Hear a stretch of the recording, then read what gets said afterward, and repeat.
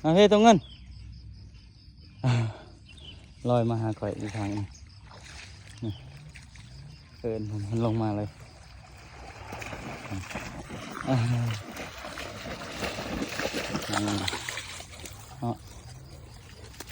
มันจะโมยหาดน้ำเลยเนาะเก็บแม่นี่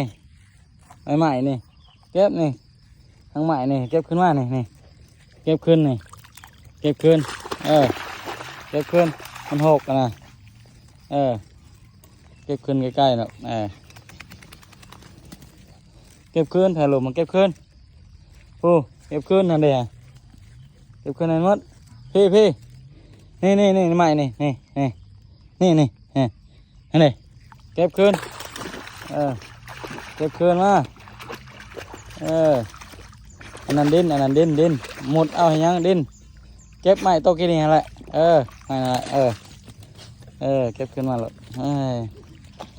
มอนี่เนาะบอกได้เป็นนี่แม่ที่ซื้อขนมมากินเด้อเก็บรถผู้แท้ผู้นี่เนาะเขาจะได้ใส่เก็บไม้ตอนนี้พอแล้วลงร้ายแล้วเมื่อยโอ้ไม้บักใหญ่ก็เก็บเลยพี่น้องไม้บักใหญ่นึงโอ้แทบจะไม่มีไม้เลยเนี่ยไม้ไหลลงมามันเก็บขึ้นเก็บขึ้นเนาะถ้าเพิ่นได้ลงมาแล้วเพิ่นเก็บขึ้นหมดนี่มันเก็บขึ้นในมัดไม้นะเพิ่นบ่มักมันหกเพิ่นบ่มักเป็นน้องหนึ่งที่น่ารักเนาะซื้อเพิ่นทั้งเงินเลยเงินซื้อเพิ่นเนาะพอได้แล้วแป้นแล้วเจ้ายังเก็บใหม่เดี๋ยวใส่ปุ๋ยก่อนขึ้นลงขึ้นแล้วนะขึ้นไปได้ไหมโอ้ยตรงนั้นขึ้นลงขึ้นรถขึ้นรถขึ้นรถนั่นขึ้นรถโอ้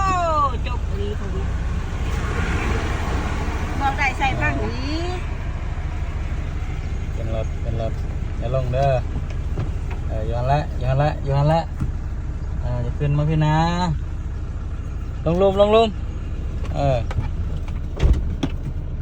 แม่ยูนฮะ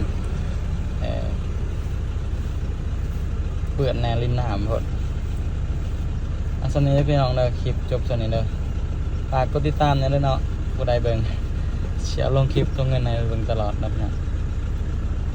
งสนี้เนาะขอบใจหลายๆที่เบิ่งก็ต้นจนจบเนาะ